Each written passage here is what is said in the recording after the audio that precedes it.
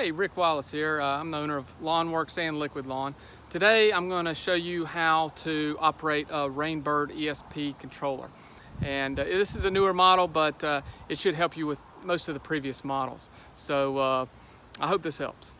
Okay, we've got a Rainbird ESP indoor controller, and I've just opened this one up for a demo.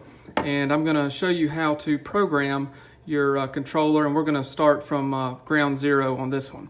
So first thing we're going to do is go to date, and we're going to set our date for today's date. So up and down to change the day, and then over to change the month. So press that over arrow, then up to get our correct month, and then we get our correct year. Go to 17. All right, so we got our date set. Now let's go to time. And we will scroll down or up, AM, PM. We'll go to about 1 o'clock. And then to change the minutes, you go over, up, set your time, just like that. And then we're gonna do set our watering times. And some people get confused with this. I see more confusion over setting water time, people confusing water times with run times. This is the time of day you want to set your controller to water. So we're gonna put, usually I like to water really early before your shower. You wanna water before your shower because it will affect your water pressure when your sprinkler system's running. So usually we set it for 4 or 5 a.m., depending on how many zones you have. And then we go over to set station run times. And this is where you set your run times for your zones. And typically rotors are going to run about 30 minutes.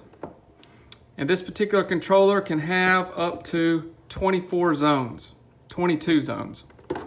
So, and you have to buy a module to kind of expand it, but it's got a lot of capability. So for our second zone, if it's a spray zone, you know, these are the fixed fan sprays. They put out a lot more water per minute. So we may only want to run our fan sprays, our fixed sprays, for 10 minutes. So that's a good setting. And then if you've got, let's say you've got a drip zone.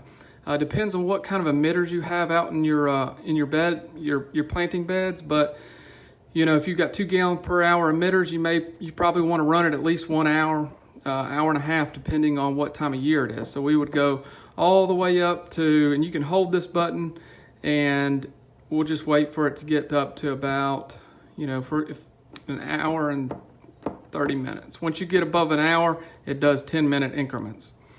Now here, this is how we set our days, and you can see right here, it's got a teardrop, a raindrop under each day. So that means all these days are set to run. If we want to turn a day off, we'll press negative, and then we'll go down here, go to Tuesday, leave that on.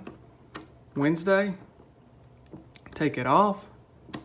Thursday, leave it on.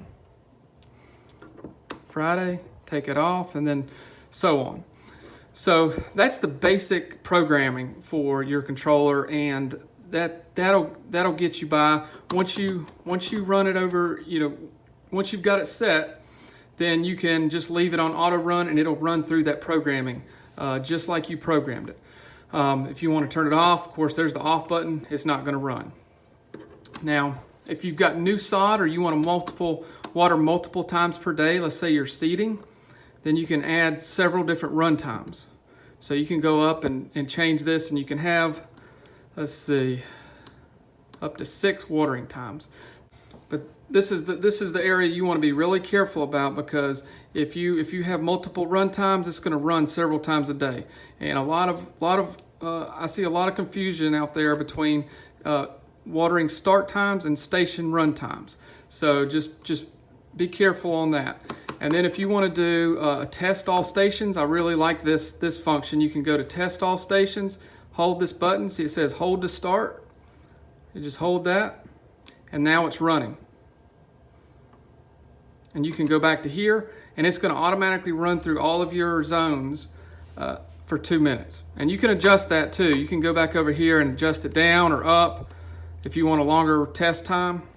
And then if you want to do a manual program, this will run through this will run through the exact program that you programmed right here. You know, you just press hold and start, and it's going to start that program that you've already pre-programmed.